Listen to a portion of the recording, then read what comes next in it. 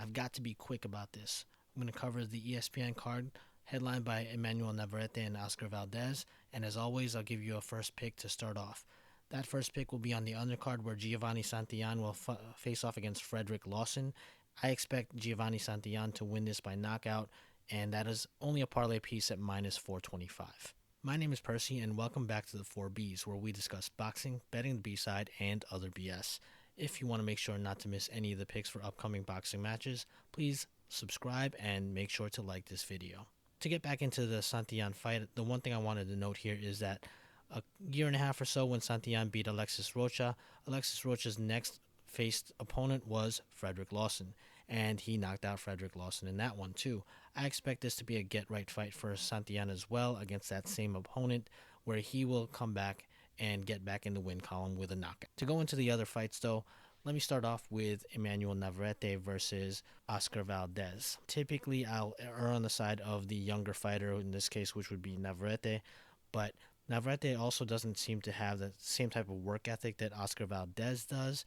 He is coming off a loss by moving up to 135 and is coming back down to fight Valdez again. I am expecting Valdez to come away with a victory here. I think it's going to be a really good fight. I think this card in general is going to be really fun to watch. And I'm going with Valdez to win by a decision. Now, this is one fight that you can get on both FanDuel and DraftKings. And if you're going by decision, it doesn't matter which one because they're both plus 400. If you wanted to bet this on the money line, then DraftKings actually gives you a better line at plus 215, whereas FanDuel gives you plus 196. In the co-main event, you have a rematch between Rafael Espinoza and Robeisy Ramirez.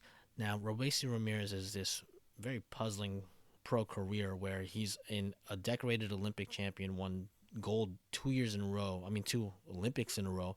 The last one being in 2016 versus Shakur Stevenson. Opens up his career with a loss in a 4-round fight. And then even in the get-back fight against that same fighter a few fights later, wins a decision in a I think it was a 6-round fight that next time. I believe he will come back better prepared. I just don't understand why he ends up taking these L's along the way, but I think he will come back better prepared and will be able to outmatch Espinoza in this one.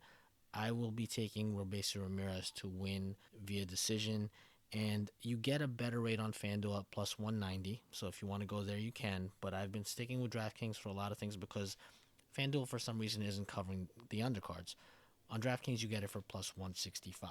In one of those undercard matches, and these next few are just only on DraftKings, Lindolfo Delgado will be facing off against Jackson Marinez. The last time we saw Delgado, he was in a great action fight, and I expect more action again this time. That's because when Jackson Marinez steps up in class against guys like Frank Martin and Richard Comey back in the day, he ends up losing via knockout.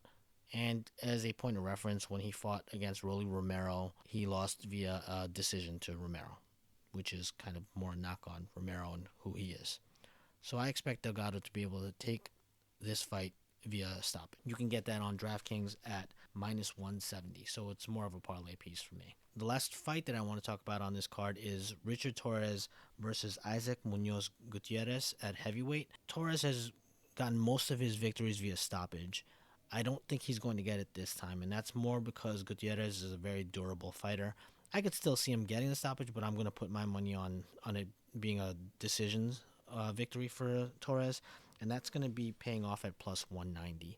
The interesting thing to note, and again, I'm going to reference back to Jake Paul versus Mike Tyson, where Jake Paul was, I think, 227 and 6'1". Torrez is roughly the same size, but he's more of a natural heavyweight, whereas Jake Paul was puffed up.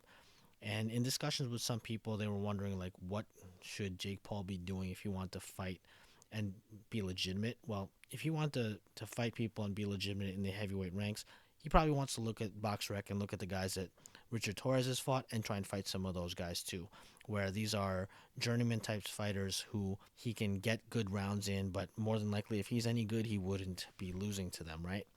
I don't know that that's the route that Jake Paul would ever take, because again, he's kind of a puffed up heavyweight. He's probably better suited for cruiserweight, which off the top of my head, I can't really tell you who he should be fighting. I don't know that division that well. At heavyweight, if you really do look at the people who Torres has been fighting to get to 11-0 at this point, that's kind of the path that a guy like Jake Paul should be fighting if he wanted to ever become legitimate in the... That being said, I'm not a Jake Paul hater.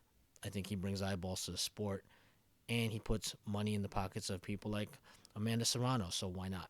The more these fighters are able to make good money off of their skill set, the better. I can't be against any of that. That is all for today's picks. I know this is short notice, but I hope you guys are able to do well with your picks tonight, and we'll talk again at some other point afterwards to recap. Good luck.